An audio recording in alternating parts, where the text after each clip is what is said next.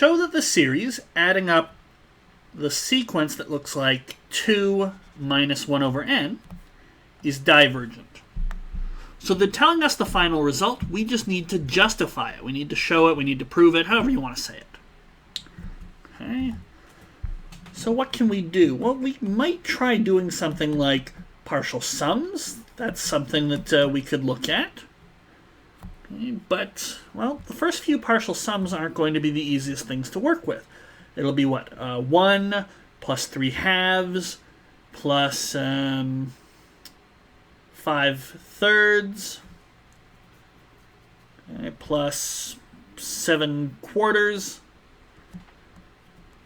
Okay, if you actually start working them out, just doing 2 minus 1/2, or 2 minus a third, or 2 minus a quarter, you can sort of see a pattern. And the next one should be 9/5. Okay. But these aren't necessarily going to be the easiest thing to work with. But we can notice that they're getting bigger. Right? They're getting closer to 2, and that should make sense.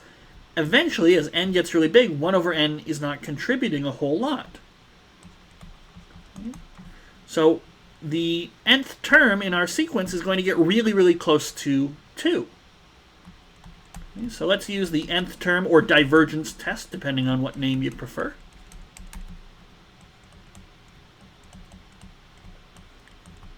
So the limit of the sequence that we're adding up, we can see pretty quickly is going to be 2. But that's not 0. If your series converges, you have to have a limit of 0. Okay. We don't have that, so by our test, this series diverges, which is what they asked us to show. So there we go.